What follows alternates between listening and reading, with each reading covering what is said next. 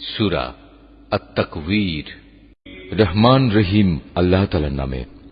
যখন সূর্যকে গুটিয়ে ফেলা হবে, যখন তারাগুলো খসে পড়বে, যখন পর্বতমালাকে আপন স্থান থেকে সরিয়ে দেয়া হবে, যখন 10 মাসের গর্ভবতী উটনীকে নিজের অবস্থার উপর ছেড়ে দেয়া হবে, যখন হিংস্র জন্তুগুলোকে এক জায়গায় জড়ো করা হবে, যখন সাগর সমূহে আগুন প্রজ্বলিত করা হবে, যখন কবর থেকে উত্থিত প্রাণসমূহ তাদের নিজ নিজ দেহের সাথে জুড়ে দেয়া হবে, যখন নির্মমভাবে গেড়ে ফেলা সদ্য প্রসূত মেয়েটি জিজ্ঞাসিত হবে কোন অপরাধে তাকে হত্যা করা হয়েছিল, যখন আমলের নথিপত্র খোলা হবে, যখন আসমান খুলে দেয়া হবে, যখন জাহান্নাম প্রজ্বলিত করা হবে, যখন জান্নাতকে মানুষের কাছে নিয়ে আসা হবে, প্রত্যেক ব্যক্তি তখন জানতে পারবে সে কি নিয়ে হাজির হয়েছে।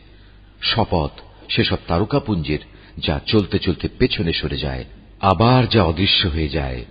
শপথ রাতের যখন তা নিঃশেষ হয়ে যায়। শপথ সকালবেলার যখন তা দিনের আলোয় নিঃশ্বাস নেয়।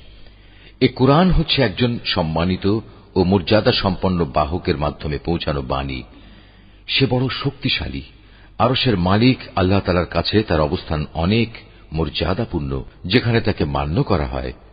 অতঃপর সে সেখানে গভীর আস্থা ভাজনও। তোমাদের সাথী কিন্তু পাগল নয়, সে তাকে স্বচ্ছ দিগন্তে দেখেছে। অদৃশ্য জগতের ব্যাপারে তিনি কখনো কার্পণ্য করেন না। এটা অভিশপ্ত শয়তানের কথাও নয়। অতএব তোমরা এর থেকে মুখ ফিরিয়ে কোন দিকে যাচ্ছ? এটা সৃষ্টিকুলের জন্য এক উপদেশ বই, কিছুই নয়। যারা সঠিক পথ ধরে চলতে চায় এটি শুধু তাদের জন্যই উপদেশ। আসলে তোমরা তো কিছুই চাইতে পারো না। হ্যাঁ, চাইতে পারেন একমাত্র আল্লাহ তাআলা, যিনি সৃষ্টিকুলের মালিক।